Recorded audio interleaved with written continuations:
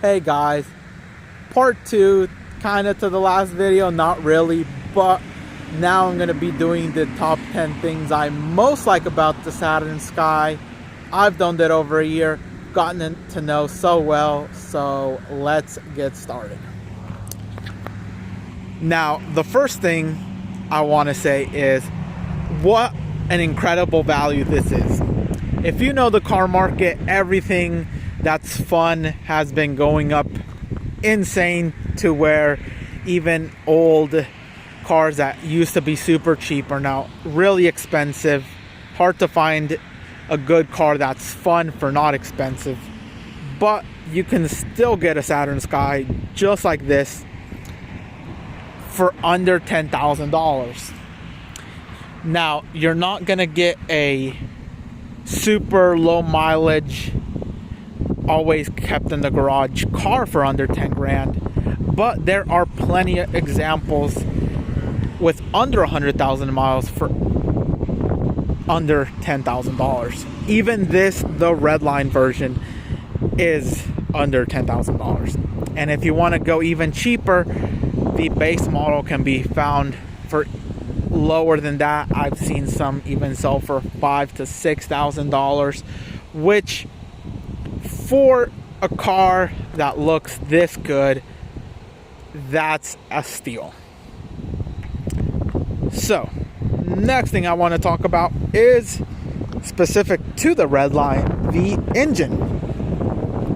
This has the 2-liter turbocharged 4-cylinder, the LNF, which stock makes about 260 horsepower, and it's pretty quick, especially for the price of the car. But with even just a tune, they can be tuned over 300 horsepower, which 300 horsepower, 3,000 pound car, that's pretty quick. Especially if you're only spending 10 grand, there's not a lot that's faster for 10 grand that's still relatively modern and low mileage. So I definitely love that about it. The power, it's great. So besides the power, you can get fast cars under 10 grand, but this is not also quick, but it also handles incredibly well. Especially if you put on some good tires. This obviously has aftermarket tires and wheels, but even just a good set of tires on the stock one will make it handle so good. It really is crazy how good these cars handle, especially for what they are. They're underappreciated, so I would definitely say if you've been thinking about getting one, get one. Especially because this does have hydraulic steering. If you've ever driven a car that's newer and has electric steering, you know, it's lighter, you don't get the feedback. This still has hydraulic steering, which is great. Next thing, this is a rear-wheel drive car, and the transmission is right where the shift knob is. So the shifter is really nice and direct. Now, this won't compare to a really high-end sports car. It won't compare, but if you've driven front-wheel drive cars, you know the manuals are kind of sloppy, being cables. This goes directly into the transmission, and just the shifts are really nice and satisfying.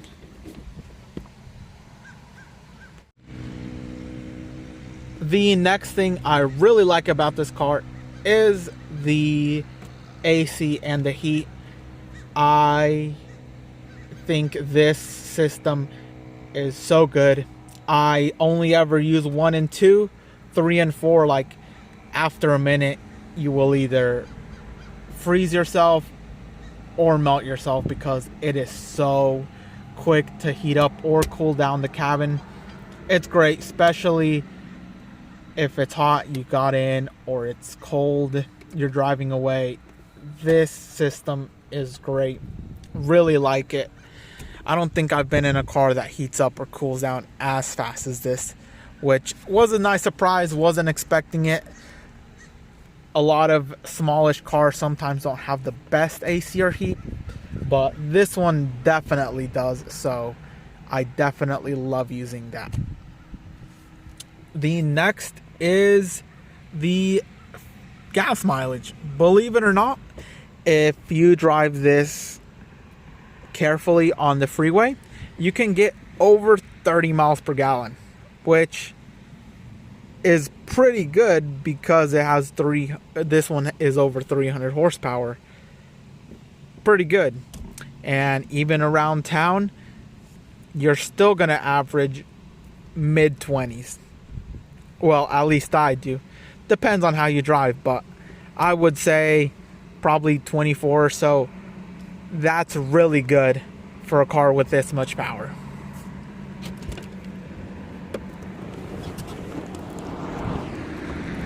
Now, the next thing I want to talk about is the options and colors that you can get.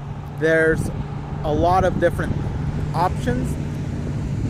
Like, you can choose the color. There's a lot of colors. Came in good, interesting colors, not just your black, white, and silver. Mine is green, forest green to be exact. But there was also a yellow.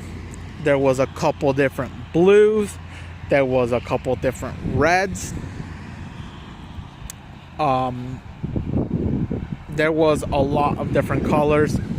Almost anything you can think of besides like purple and pink were probably offered. So definitely there's a color out there that everyone would enjoy. And there is the option of either getting the base model or the red line. So if you want to save some money, you don't really need that extra power, the base model is great. You spend less money. And they both came, the base and the red line, in either manual or automatic. If you just want a fun car to cruise in, you can get the automatic. If you don't like driving manual, or you can't. Although this car is really easy to drive manual. I think if you want to learn, I would definitely recommend you buy one of these. The next thing is the looks. This looks really good. Now, when I bought this, I thought it looked good, but after looking at it more and more, I really appreciate it. Like, from that angle, just the curvature of the hood, to the front bumper, to the fender with the body line right there, to the headlights. That, for coming out in 2007, these headlights still look good today.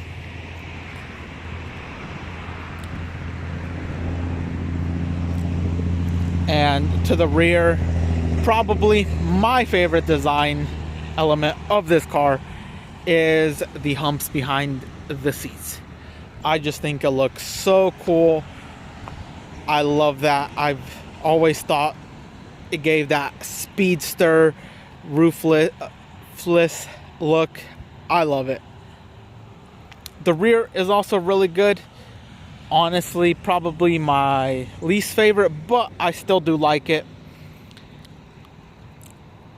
But I just think the rest of the car looks even better.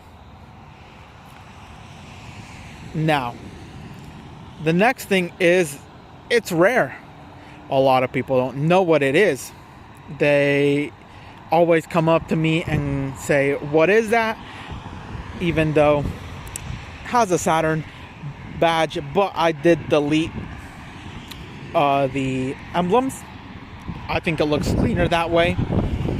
I've had people tell me, "Is that a Porsche?" Is that a Lotus? Is that a BMW? Is that so many different things? Not a lot of people knows what it is. I love it though. When you go to a Cars and Coffee, you'll probably be the only one there, maybe another one, but there definitely won't be 10 like if you bought a Corvette or a Mustang, because just everyone gets those. And this is nice because it's different. People don't see them often. You get asked about it. I think it's great.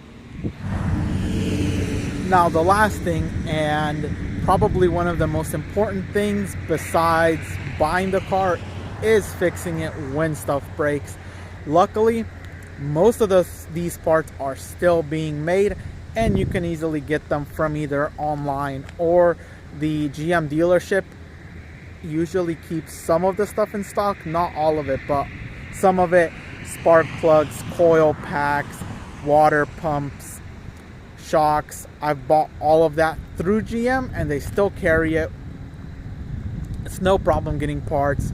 The engine is shared with a lot of other cars, Cobalt SS, HHR SS. I know there's a Saab, a Buick, that all have the same engine, so the partsability isn't bad. And because it's American, it's not German, the parts are way cheaper to get, which is a good thing if you're gonna be like me and drive it a lot. So that is the top 10 things I most like about the Saturn Sky. What a great car. I have enjoyed it so much over the last year, and I will continue to make videos about it because I really like showing you guys what it's like. Not really a common car you see on YouTube, and I think they're definitely underappreciated for what they are. Thank you guys. If you liked the video, make sure to give it a like and subscribe. I'll see y'all in the next one.